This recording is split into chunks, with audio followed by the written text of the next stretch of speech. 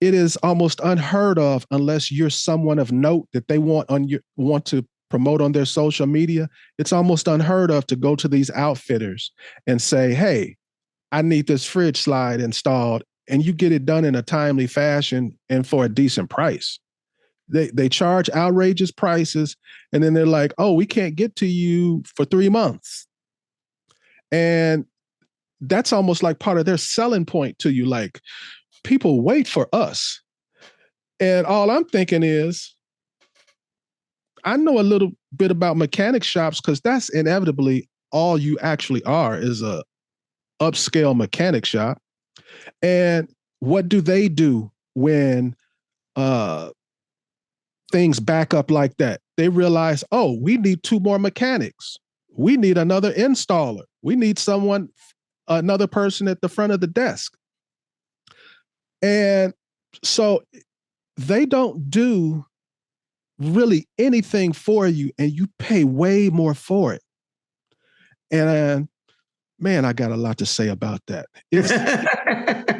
Well, so when you're saying outfitters, I mean, outfitters are, I think you go into two different categories, right?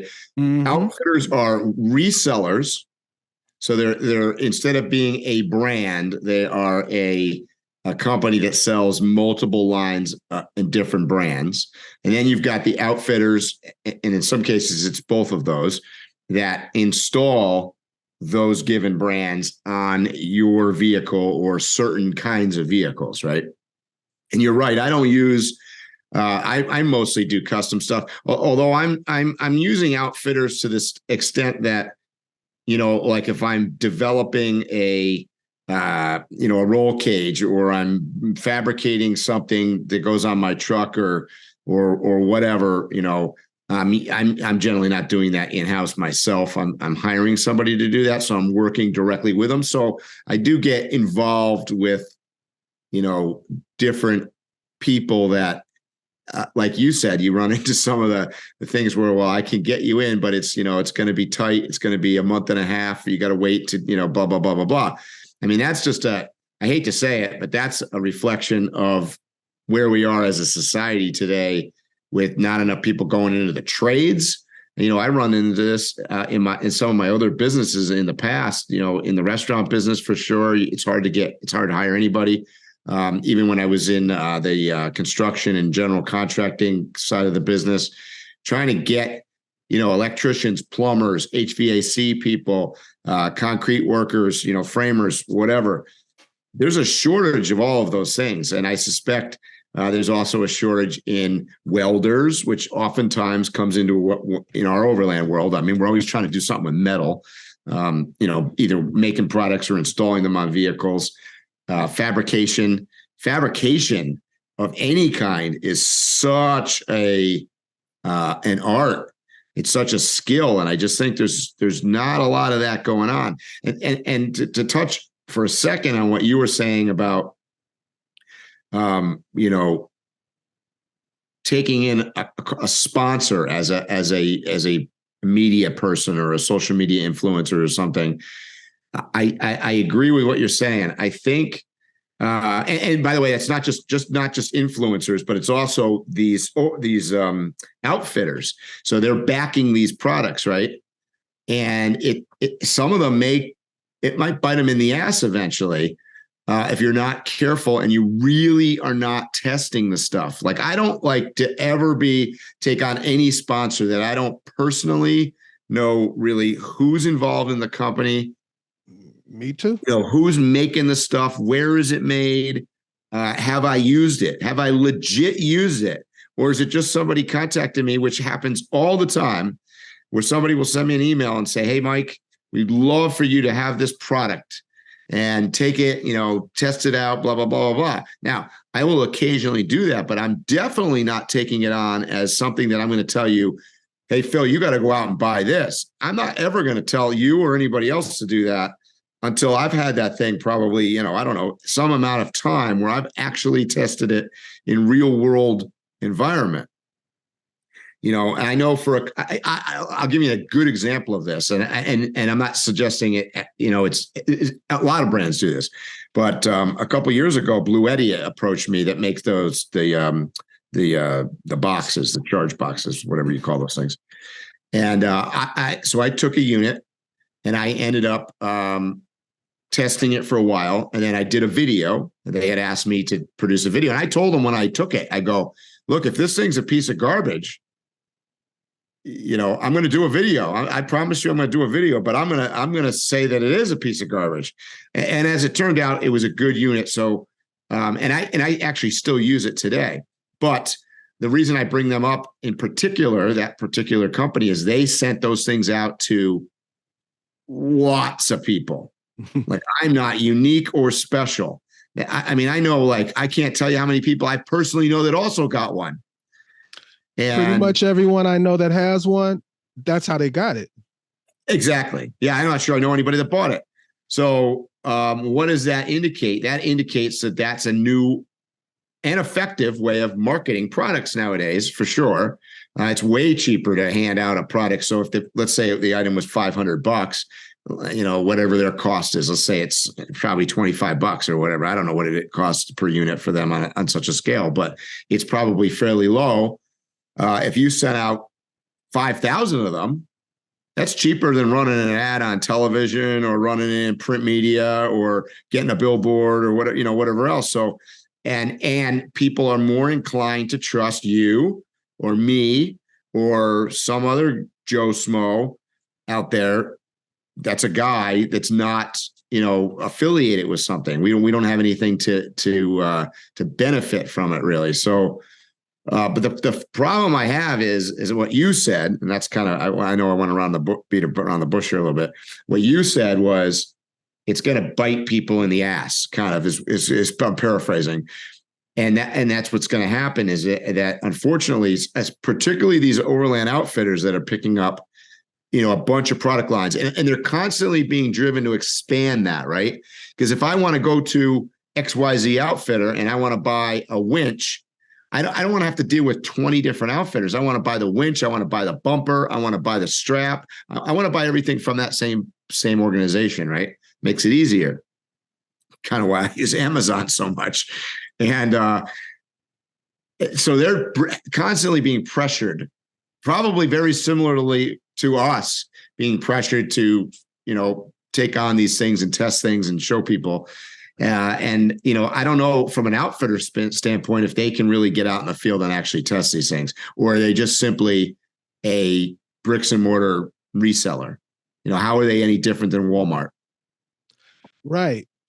I kind of look at it as I've been using this term for a long time, the blockbuster effect. You remember Blockbuster Video? Sure do. Blue and yellow. Now, if you were to Google, the media always refers to their downfall as them not acquiring Netflix back in the day when they could have got them, I think, for a few $1 million or something like that. And like it was the biggest flub they ever made. And that's why they went away. But that is not why they went away.